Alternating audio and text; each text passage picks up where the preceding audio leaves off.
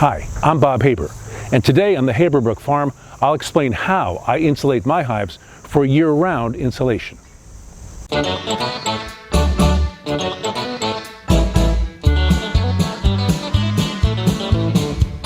hopefully you've already watched an earlier video in which I explained my philosophy regarding and the evidence supporting insulating your hives year-round.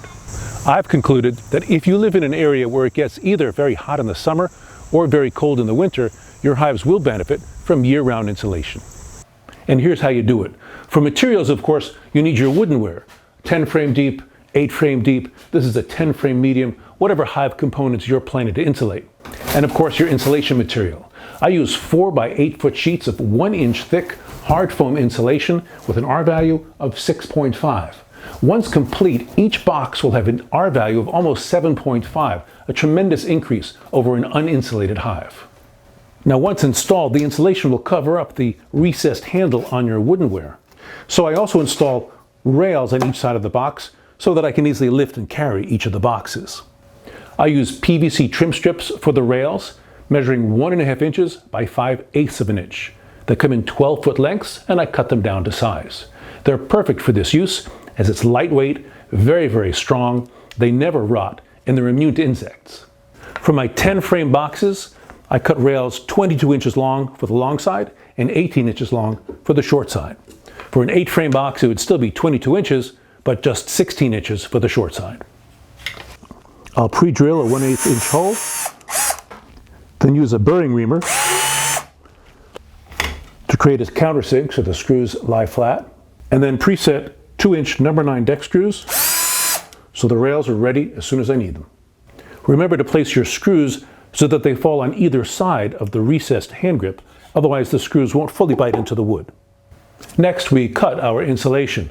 Now I've tried to cut this insulation with a box cutter, as well as with a specialized blade that's supposed to keep a perfect perpendicular cut through the insulation, but I have found it very difficult to be consistent with any handheld device, so I switched to a table saw. After cutting that large piece into 2 more manageable pieces, I first cut a strip exactly 22 inches wide.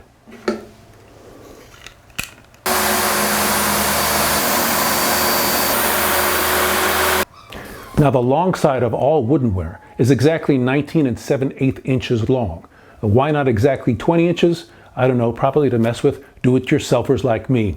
But insulation doesn't have to be quite that exact, so I round it to 20 inches, then I add 2 inches so that there's enough for the insulation on all 4 sides. The next pieces are cut to match the short side of the box. For a 10 frame box, that means 16 1/4 inch. For an 8 frame hive, that's 14 inches.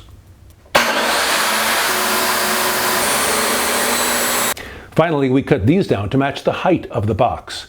For a deep, that's 9 5/8 inch. For a medium, that's 6 3/4 inch.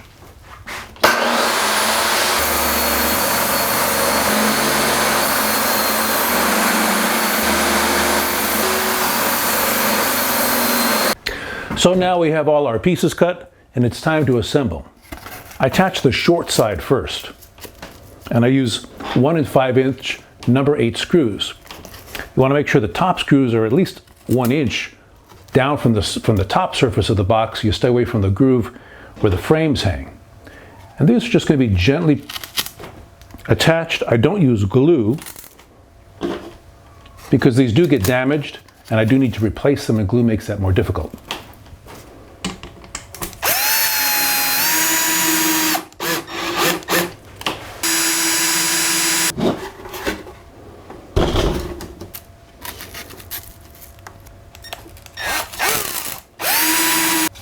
Next, we attach the long side, which fits perfectly because we've made it 2 inches wider than the box itself. On the short side, I attach the insulation with 4 screws. On the long side, I use 1 more screw at the bottom edge.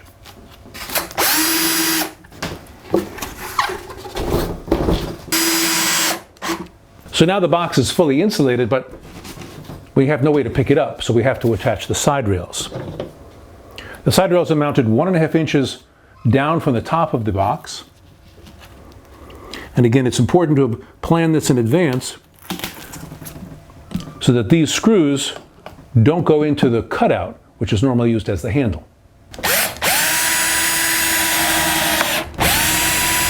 So here we have a properly insulated 10 frame deep with handles on all 4 sides, strong enough to hold anything that can fill this box.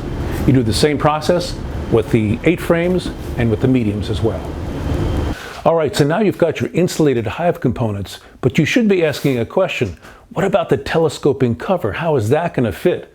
Well, it's pretty clear that the standard telescoping cover is not going to fit on these modified boxes. Well, there are 2 solutions to this problem. Number 1 is to build a custom telescoping cover that's 2 inches wider in both directions. That's definitely the best solution, and there are plenty of online videos that show you how to do that, but it requires some tools and equipment that I just don't have. So I've made a modification of my boxes that's a quick and easy alternative. This is my insulated top medium that I leave on the hive all winter long, and I've designed that so that the insulation stops 2 inches from the top of the box. The hive cover fits perfectly over this, and it's not a problem. When the hive isn't being insulated from the top, I'll use a feeding box.